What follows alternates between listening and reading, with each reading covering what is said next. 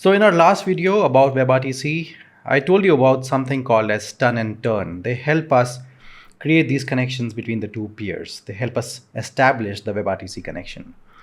So along with stun and turn, there's one more thing called as ICE. And this video, we learn about these three things. Now, if you plan to be in software engineering for a long time, you will have to work with WebRTC sooner or later because a lot of applications use WebRTC. So anything to do with collaborative drawing or video calling or audio calling and gaming, so all of this is basically done with the help of WebRTC. So lots and lots of projects need WebRTC, and it's just the backbone of many modern applications, right? So these three things, stun, turn, and ICE, are something that you will need to learn sooner or later. So it's better to learn them now. So what is stun? Stun is the session traversal utilities for NAT. And we'll have a video about NAT. We'll discuss more about it in the near future.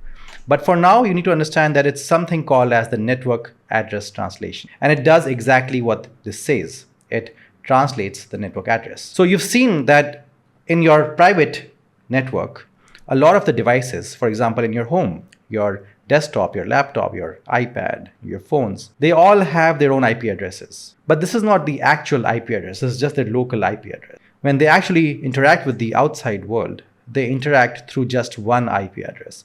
And even this IP address might be shared with lots of other such homes, just like yours. And this is because we don't have enough IP addresses in the world. So all these devices have to share the IP address, at least at the private level.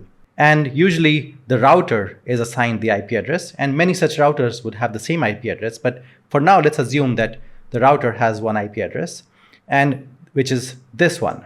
This is the external facing IP address. This is the one that's going to use to associate numbers or assign numbers to all of these different devices. And you can see the last digit is changing, right? And we've seen this in one of the previous videos as well. So let's go through some of this text to understand this better. So when a device on a private network, like your home Wi-Fi, wants to access the internet, its data packet goes to the router. Okay. The router, which acts as the network address translation device, replaces the device's private IP address. So it could be this, but it'll get replaced with this, right? So it's replaced with public IP address. This is the public IP address. So this is the networking method that allows multiple devices on a private network to share a single public IP address to connect to the internet easily. So now that we know a little bit about NAT, and like I said, in a future video, we'll learn a lot more about NAT. But for now, you have a working understanding of what NAT is. And now we can start understanding the stun server.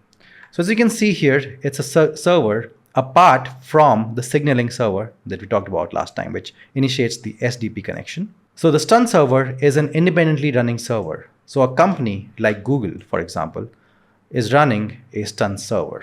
And why are they running these stun servers? Let's talk about that. And also let's talk about what these stun servers do. Now, we know that most devices on the internet are behind NAT.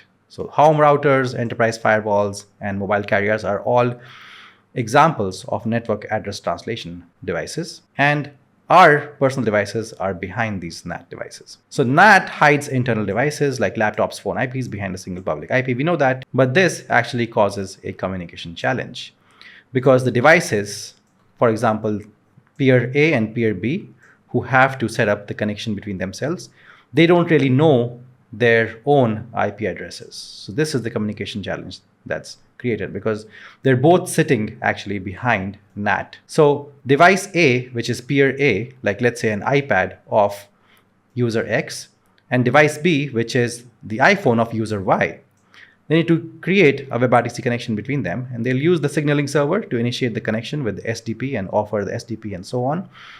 But they will need to use the stun server to actually find out their own IP addresses. And this is required because just like A, there could be many such devices like D, E, F, which are on the same network and they're having the same IP address, the public IP address. And the signaling server will never know the private IP addresses behind the NAT device. And this is why we need the stun server. So let's understand a little bit more about stun server. So your device inside NAT sends a request to a stun server. The stun server sees the source IP port of that request and it replies that, hey, from the internet's perspective, you're actually this IP address. Now, this device actually knows its own public IP address, which it would never know.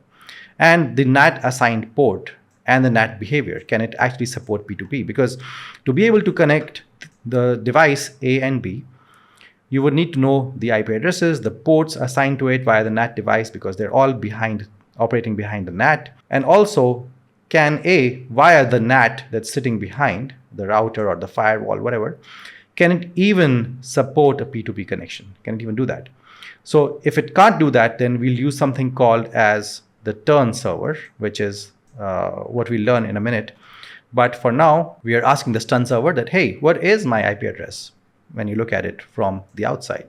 So it gives you the IP address and the NAT assigned port and the NAT behavior.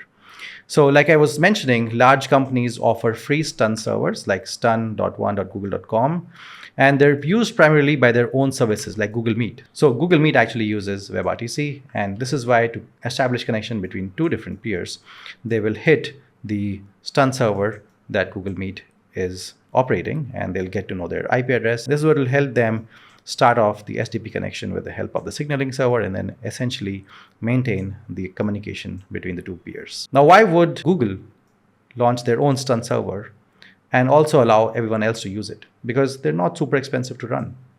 Because all these servers do is just help out in figuring out the IP address. That's it. They don't do anything else apart from that. They're not very expensive to run. So I quickly want to share something very important with you.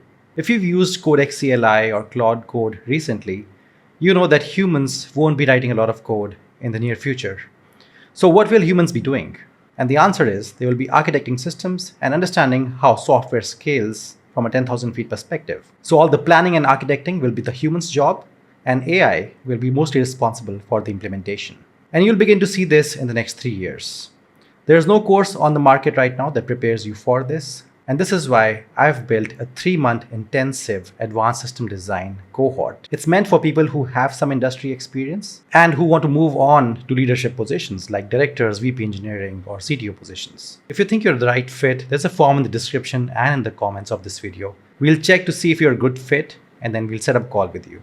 Now let's get back to the video. The other server that we'll talk about now, the turn server, these are expensive to run. So this is for traversal using relays. What does that mean? That actually means that they don't only tell you, so stun server tells you the IP address, right? And the signaling server helps with initiating the connection between the peers. But the turn server actually carries the information between the two peers.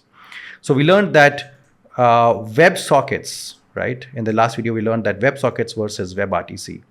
The problem with WebSockets was that everything was going through a centralized server. And this is why we chose WebRTC, because we don't want to go through a centralized server, and we actually want to just connect the peers. And this is why WebRTC was a superior protocol. But what we are doing here is, if you notice that using the turn server, you're actually sending all the information between peer 1 and peer 2. You're actually moving the information and streaming the information using the server. So you don't get a lot of benefit that you're supposed to get through WebRTC, which was very low latency, right? And direct peer-to-peer connections. You don't get those benefits. And turn servers are only used in very, very few scenarios, and only in emergencies. And let's talk about those scenarios. So sometimes some networks are highly locked down, right? Corporate firewalls, airports, hotels, universities, and government infrastructure, for example. In these cases, stun will give you the public address, but traffic from outside still cannot reach the device. Okay, so P2P connection cannot be built. It fails. And we need a fallback. So turn becomes the plan B. So if two devices cannot connect directly because of strict NAT firewall policies, turn forwards the traffic for them. So turn essentially is acting like that centralized server and forwarding all the traffic between peer 1 and peer 2. Now this, like I mentioned, does take away some of the benefits of WebRTC, because we chose WebRTC because we didn't want a centralized server, because that leads to latency. But still, even when using a centralized server, it's still faster than WebSockets. So it's still a good option for video calling. So they're very unlike stun servers. They're not like stun servers at all. So these turn servers are actually very expensive to run, because they also have backup servers and they introduce latency, because all communication is literally flowing through them rather than the peers interacting with each other directly. Okay, so they introduce more hops, more distance, and more load on the server. So it's not an ideal way of operating, but if you must have the video call and your firewalls don't support it, then you'll have to use the turn server. So what is ICE? Now, ICE is something that's used alongside turn and stun. Now, any WebRTC video that you watch on the internet, any little project, you'll have to use turn, stun, ICE. So this is why this is a very common question in system design interviews. WebRTC, WebSockets, and if WebRTC, then stun, turn, and ICE. They're very common questions, and that's why it's important to understand these.